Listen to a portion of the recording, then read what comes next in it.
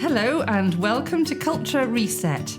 I'm Caroline Kenyon, co-host of this brand new podcast about how to create a healthy workplace culture. And I'm Juliette Kumar, a coach and co-host with Caroline, and together we're going to be speaking to lots of great people about culture and finding out what they do to create the best environment for success and for a happy workforce. And we should start by explaining why. Why are we doing this podcast, Juliette? Go on then. Well, you're the coaching expert, and I've worked for more than a few years in communications, and the two go hand in hand, don't they? Yes, communications, engagement, good leadership, a supportive and learning culture. If we get all those things right, then we're running a happy ship. But it's not always the case, and there are some things we can do to change the culture of an organisation. Some big and some small, hence the Culture Reset podcast. Boom. So we're listening and learning, and if anyone has any suggestions for guests with great stories to tell, lessons to share, please get in touch. And in our first episode, we're very excited to launch with a special guest who recently won an award for the fantastic work he's doing to improve workplace culture in Greater Manchester. He is John Herring, Director of Organisational Development and Culture at NHS Greater Manchester Integrated Care. Hello, welcome, John. Thank you. Thank you very much. I'm just amused by the award. We're going to hear more about that in a bit. First of all, tell us more about what you do. What does that role and that big title actually mean? Yeah. I guess my work and my work previous to this role has been about trying to enable people to be the best they can be in the work that they do. I mean, that's fundamentally what we're trying to do, whether that's in a team or in their role, or working in partnership with people, in my case, across health and care system. So I work with people within my organisation, but I work with a lot of people across Greater Manchester. And, you know, that's 180,000 people when we think about it who deliver health and care across Greater Manchester. So there's a lot of people that we're trying to look after, and no, I haven't spoken to them all. A lot of people. Wow, yeah, that's really challenging, trying to bring all those people together again. Yeah. So we do want to hear more about that award, but first, let's talk about culture and how you improve workplace culture in the setting of a system. And as you say, it's a big geography, and it involves working with many different sectors. What's that like, John? How do you influence culture working across different organisations? I think it's really tough. I think it's, this applies to businesses as much as it applies to the public sector and public services. Often people are concerned about their organisation or their team. And so the kind of system work is, how do you unlock the ability for people to work across a system? And that's hard. It's hard because people will be interested in their organisation and what do we get out of it? And often in my role, what I'm trying to push is, what do the people we serve get out of it? What does Greater Manchester get out of it? And those narratives sometimes come together. Sometimes it's in everyone's interest to do something together. And other times, because we've got regulators and finance pressures, workforce pressures, I think, sometimes it's not in everyone's interest. And that is when it can get really tough. So,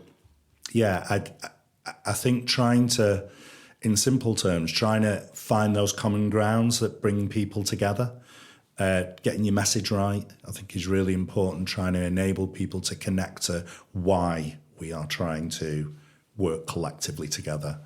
Parity, if you're a big NHS trust employing over 20,000 people, you may well wield more power in the system than if you're a social care organisation with 30 staff.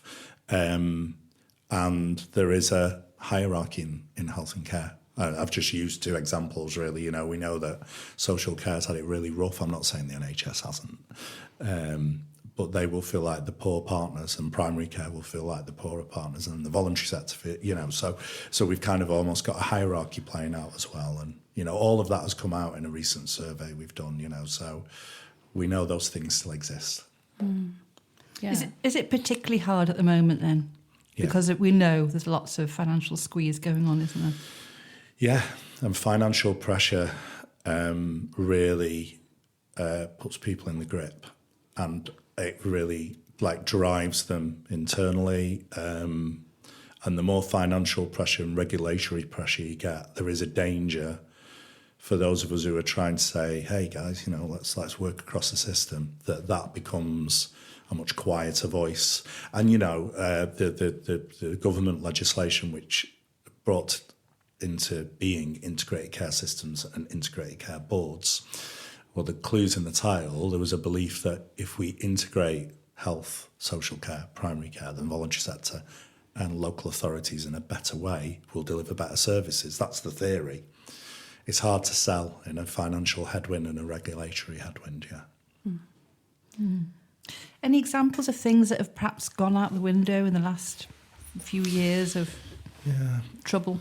Yeah. That you can mention safely?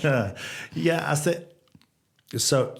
So we did a big piece of work pre-COVID and during the early years of COVID on workforce race equality. And we were the only patch in the country who got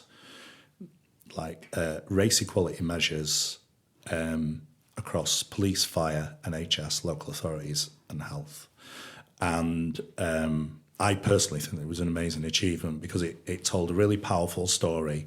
And then we started to do some development and training across the leadership of that entire system. And there is a legacy from it. I was talking to somebody from the Combined Authority last week, and it was really lovely to hear him say, I know you might feel like in the financial headwind and everything and the way we've been focused that work is no longer going on, and it isn't. We're not doing that as joined up, However, he said there is a legacy from the probably 5 years of work that we did. And, I can rattle off 3, 4, 5 different projects which are about community cohesion, which are about inclusive recruitment in local communities across the fire service, police, health, local authorities, etc. And so there is a legacy. I know there is, and it's great, but we aren't doing that work as a collective anymore. And I feel like that's a shame because, I'm wandering into a difficult to talk about space here, controversial space, but my take on it is that the recent civil unrest, actually, we do need to listen to people's lived experience who've been re-traumatised by this, who've been, scared within their own communities. We must do that. We must listen to the tragedy that happened in Southport. The two aren't the same and they got conflated, but we must listen to the impact that has had on those local people, but it will have an impact across country. But the third bit for me is we must bring in other communities' lived experience. There's a reason that people were rioting. And so culturally, if we do not listen, I'm not saying that we agree. Listening does not mean you agree with what's going on. But listening does mean you are seeking to better understand and be curious about, what is going on and how do we unify people here? Because I would suggest that, working class white people have more in common with their Bangladeshi neighbours than they have with some of the richer parts of society who appear to be pushing this agenda. They have way more in common. And so how do we unify those stories? So we must listen to white working class stories. We have to, as well as listening to people of colour and their stories and how it feels to live in this country and find a way of unifying that narrative. That's a utopia for me, but that's the bit where actually then we start to listen to one another, create cohesive societies. And that translates into organisations as well, because we know the NHS has a large population of Black, Asian, minority ethnic communities. And it's really important because I know that there was a lot of fear during that time within those organisations of the staff. Definitely. A lot of hospitals and organisations were releasing communications about supporting staff and, trying to assure them that they'll be but they're doing everything they can to keep them safe. So it just reaches into every part of our lives, doesn't it? It does, and even that bit, being curious about if there's a reality. If you look at a big hospital trust and you go to a non-city area, you will find more people of colour working in those. So, and those areas are often much less diverse than areas in the city, where you get actually more white doctors and nurses and allied health professionals and stuff. And I think that's interesting. And that's the really uncomfortable stuff we should be facing into, because, there will be white communities feeling like their hospitals are run by people of colour, and therefore they'll listen to those messages that are coming out, and then we get, violence, racist abuse, that kind of stuff. But we've got to enter into the dialogue of that and understand why that's happening. There's some inequalities within the inequalities Absolutely. here. And it does feel like I'm being quite political here, and maybe I'm with a small p, but the polarisation, I think some of my work is about trying to now, and increasingly so, address the polarisation that things like social media and culture wars and stuff has happened. So we can go beyond race equality here or gender equality and into how culture works. And even things like speaking up in an organisation, there's a potential to turn that into if people speak up, then they're right. Well, that's not true. But equally, stopping people speaking up is toxic and causes awful care in the system. Actually, people speaking up, listening, you might agree, you might not. There's something for me about us being able to enter into discussion, debate and disagreement in an adult, mature way that enables us to continue to operate together. That is really important. And that means there's going to be a lot of nuances. This isn't a black and white kind of discussion often, a lot of the stuff that we talk about. What about internal culture then? Especially, you started talking about it there, didn't you? But when budgets are squeezed and there's even more financial security, how do you find the time to manage people well when you're under pressure? How do you do it? So I think organisational development often gets put in the psychology, in the more derogatory ways, the fluffy area of the world, and often it's the hardest area of the world, but the psychology and human experience part, and that is absolutely important. But I've really come in the last few years to think that design and systems and processes have real importance as well, because I think what we've done since the 60s, when organisational development started to become popular, is that it might be strategy or governance people who make decisions about the systems and processes that we put in place. And then we say, staff are really struggling, and organisational development people come across and they talk about culture and values, behaviours, talent, all of that kind of stuff. And the two don't meet. And the problem with that is that often the systems and processes are the very things which create the culture, and they are often valued more than this soft stuff that's happening over on the other side of an organisation. And the two have to match. I always use, and bear with me, one of my favourite bands is Rage Against the Machine. And I often say when I do talks and stuff that, so what's this band talking about? What are they telling you? If you really listen, it doesn't matter if you disagree with their political standpoint or whatever. Why do they exist? And they exist because they believe in a culture of equality, and they think the systems and the power structures that exist around, in their case, the US, do not lead to that. So they are raging against the machine. So if the machine isn't embedded in the culture we want to see, then bad things happen. And that happens constantly in organisations. So for me, the two need to go hand in hand. We do need to create really good human relationships, human interactions, build trust, get the right values going. And the systems and processes we put in place must be fundamentally informed by that.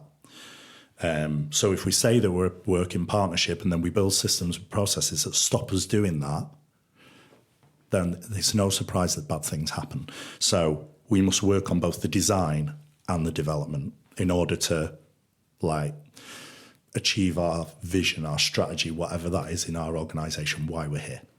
I keep reminding myself of that old adage, the soft stuff is the hard stuff. So getting that right is as important as getting all the operating procedures and all these lovely strategy documents. They're not going to come alive if you don't have, if people don't feel they can enact them within the organisation in a way that is true to their own values. So I absolutely agree with that. And have role models who are doing it as well. What about your team, John? You run a big team. So how do you put these theories, if you like, into practice? Yeah, I'll be fascinated to hear what they say when they listen to this podcast. We'll go and ask them later. I hope they feel like this, and you're always checking yourself. I think being reflective of, is this working? Am I leading in the right way? Trying to create that time for yourself, and not beating yourself up. I think that's part of my learning, and not over-egging your reflectiveness to the point where you're overdoing it. But I think that's critical. I always go back to Dan Pink's 3 principles of kind of human functioning, autonomy, mastery and purpose. So it's like my little go-to, and then I build out from there. So for me, really attaching people to why we're here, and finding ways to attach their work to why we're here. Now, sometimes that might be about the big P purpose. So it might be, I'm trying to message the fact that we are, in Greater Manchester, we're here to make sure that people can grow up, get on and grow old in a greener, prosperous and more fairer city region. So that's our thing. That's our why. Can you see yourself in that? But sometimes you can't, because the work that you're doing might be granular, it might be quite detailed, it might not always feel attached to this big purpose. And giving people attachment to the small purpose in their life, doing a good job, delivering a good product or a service, making sure that you can kind of attach to that's important. The second thing, autonomy, I think is critical. So I know I was talking about this with you before we did the podcast, but for me, if I think I've got the best ideas because I'm the leader of the team, then I need to give my head a wobble, frankly. There's loads of great ideas in the team. And those ideas come out not through them presenting them to me and me signing them off in this kind of hierarchical, almost transactional way. It's about enabling people to take leadership within the team. So we get together every Monday. And for me, Monday is a bit of like setting the week off, so that's what we do. We sit down. And they have designed, the whole team have designed the meeting structure. So I haven't designed it. So they have designed that the senior management team get together to talk about some of the gritty stuff that some of the other staff are like, because we did try it as a whole team and they're like, some people went, this is too much and it's making me anxious and it's not, can the senior team get together to discuss some of this? Yep. And then we'll all get together. You might tell us a bit of what you've been talking about and we'll bring our stuff. They've then structured the agenda. So the agenda has a wellbeing check-in at the start where people maybe talk about their weekend. They talk about what they're struggling with or what's been good or any tips they've got about what they've learned. Then they talk about what is coming up for us in the work this week. What do people need to be aware of? What do I need to share? Does anybody need any help? Is there anything they're struggling with? Do they need to reach across to another team? Because I've got multiple teams in there to get help, or even outside of our team into the rest of the people services team or out into the organisation. And then there's a bit of a roundup. And that is what they have built and they chair it. So the chair goes round. I have to chair it once every 30 times or whatever, but they chair it. The chair has to prep. They've got a whole kind of spreadsheet with forward items and stuff like that. They do all that. So what that does is build skills. So an administrator can learn how to chair a meeting, and it is about learning. It's not about criticising about, oh, you didn't chair that very well. It's like developing people, enabling them to learn new skills, and they own the agenda.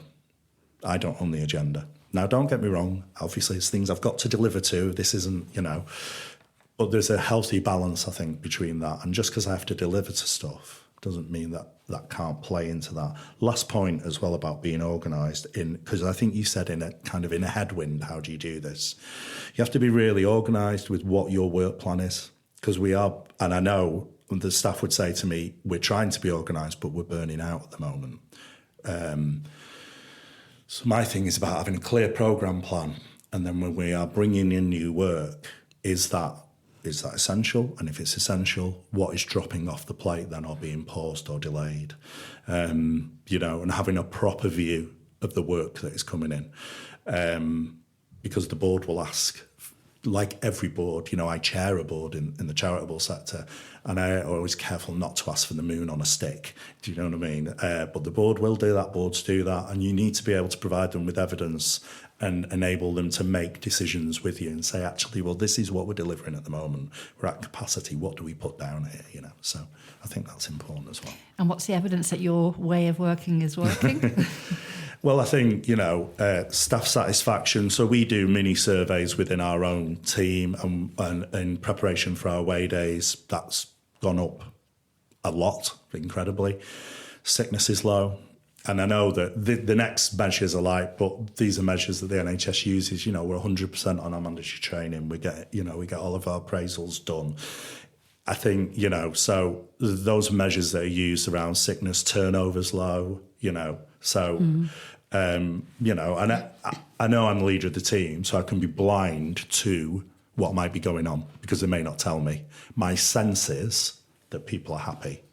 But I'm sure after this podcast, I might have one or two coming to me saying I'm not sure happy. But that's fine. The door is open for them to say that and have that conversation. That's also important. People should be able to raise issues and discuss them. And sometimes I think when you're not hearing anything, that is a good sign as well, as much as getting the feedback. Because if there was issues, the noise inevitably rumbles up, doesn't it? It does. And if you've given people the permission, if you like, because it does feel permissive, because it's a hierarchical organisation, to speak up, just say. And you notice that that's happening. And if that's not coming back to you as negative or difficult, we have difficulties and people raise stuff, then I think you've got the temperature, Mm-hmm, mm-hmm. And I think it's really important what you talk about in terms of understanding demand and capacity of your team, because often, having worked in healthcare organisations, there is no off switch for the tap. The work keeps coming, and it was something that I worked on in my last role within the health service, was really developing a demand and capacity model for the team, so that they knew, and we had a forward view in terms of, this is the work coming in, this is kind of capacity it's going to take from us. And it gave us a dashboard to go to execs and say, look, we can do this, but what do you want us to stop doing if we take this on? Yeah. Which was, a difficult conversation, but we had the evidence there, and it was really important. Yeah, absolutely. Yeah, and it gives air cover to your staff as well, doesn't it? It does. I always say, because I do work, in evenings with my local football club. We're a fan-owned football club, FC United. And I know I did some work with the team recently, and I said to them, the thing that this does, if you get your work plan up and running, is it will hold you accountable. And that is important. You should be feeling like you're being held accountable for the delivery of your work. So this isn't fluffy stuff. This is quite hard stuff. And you can hold the club's board to account for the work that they are passing on to you, because they can then see, this is what you're working on and delivering. So there is an accountability both ways, and that's healthy, actually, So that's why I think it's it's really important. And the other thing is when you've got multiple teams, it gives you an ability to look across and go, well, what are we all working on? And are there things we could bring together? That kind of stuff. So, yeah. So I'm going to make you blush a little bit now, probably, because I'm going to come back to the award that you got. So your recent award was for the Leader of the Year, presented by Greater Manchester Good Employment Charter, which spans all sorts of organisations in the public and private sector. Yeah. We have a copy of your nomination, and I'm going to read a tiny extract. And it says, the winner of this year's award has led system-level changes on how a whole sector views the value of good employment, a sector that is under constant pressure, challenge and change. And it ends by saying that your leadership has improved the working conditions of thousands of health workers, across Greater Manchester. I'm getting a little bit emotional as I say that. That's brilliant, John. So nice. You didn't know you were nominated, did you? No, it's a surprise award, basically. The charter, I think, we have an Employer of the Year, large and small, and a Leader of the Year. So some of the awards people nominate themselves for, and then a panel goes through it, and then the board selects, and the mayor, together. That's fantastic. Yeah. Amazing, isn't it? So you were sitting in the audience and all of a sudden you heard your name, Leader of the Year. What was that like? It's pretty shocking. As a as a lad from Salford who's won award to date was the 25-metre swimming badge. I don't think I got that. I got the dolphin. I think, it was amazing, and really significant for me personally to have that level of recognition. And I think the thing for me immediately is because I had two members of the team were with me because we go to the awards every year because we're very involved with the charter, and you don't win that award on your Todd. There's no way that it's wonderful, and Shenny and Jenny who were there have done loads of work. Jenny in particular on the charter with me. You never win those awards on your own. And, if I didn't have such, and I do have an amazing team, they are excellent, one of the best teams I've worked with. But, Did you make a speech? Was it like the Oscars? So it wasn't supposed to be, and it's not because I grabbed the microphone. Actually, it's because so I went up and everybody gets their awards, stands with the sponsor, has a photograph, off they go. And I just went to shake hands with the guy who was emceeing it, and he said, "Do you want to say a few words?" And I was like, "Oh God, right." So now it does feel like the Oscars, but without any preparation. I hope you didn't do a Gwyneth Paltrow. Start crying. I didn't cry. The reason I mentioned the 25-metre swimming badge is I think that's the first thing I said. But I said a few words, and I know Shenny recorded it as well. And I think, as I remember, I said probably similar things to what I've said to you. That you don't win this on your own. And actually, a lot of a leader's job is about getting out of the way, and enabling people to do really good work. So I know I remember saying that. How lovely. Fabulous. Well, from what we've heard today, I think it was well deserved. So well done, John. Right, we're coming to the end of this launch episode of Culture Reset. And before you go, I would like you to give us one, maybe two at a push, top tips to managers of teams to improve their happiness and well-being of staff at work. What would it be? Putting you on the spot, award-winning John Herring. No expecting award-winning advice. You're not going to get it. I think enable, and this is harder than it seems, enable people within your team to be able to speak openly and honestly with respect for other people as well. So there's always a balance with that. And enable that debate and safe debate and discussion in your team. I'd give you an example. We had a discussion in the team. We've had a struggle with recruitment, and And I get it, I get why the team were really frustrated, and they felt like some of that struggle was not in line with the values of the organisation, and they're absolutely right. And we also needed to appreciate the position that another team were in, who were struggling to release someone that maybe. So we had to have some empathy as well. So there was a debate, so people raised it. I've got an issue with this. I don't think this is in line with the values. And then I said, so I wonder how that is for the other team as well, And we had a discussion about it, and it's a difficult discussion because as we're talking about it, people are under pressure to deliver and they're not getting the resources they need to do it. But we must have those discussions in our team, and we must. For me, I suppose just talking today, it is about things aren't black and white. We often sit there and it's not fair or it's unjust. I know I have those buttons. And what's it like over there, and trying to create that curiosity and empathy. And I always say for my team, and I know it's because we work on culture, Michelle Obama's statement, when they go low, we go high. We have to be the paragons around these values. We have to hold them really well. And if we can't do it, no one else, we can't expect other people in the organisation to do it. So, but I would say that if I wasn't leading a team who works on organisational development and culture, I'd be saying we have to hold these really high and hold them in balance. And sometimes it'll be difficult. And it's when it's difficult, that is the test of you holding to your values, not when it's easy, when it's difficult. Great. Thank you, John. Juliette, I've got to put you on the spot now. To be fair, come on. What if you could give one top tip, what might that be? So I don't think it's 100 miles from what John's been saying, but very simply, I always go back to Charles Edward Deming, one of the fathers of quality improvement, and he simply says, drive out fear.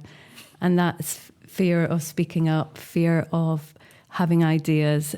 As soon as there's fear in an organisation, you shut them down, you shut people down.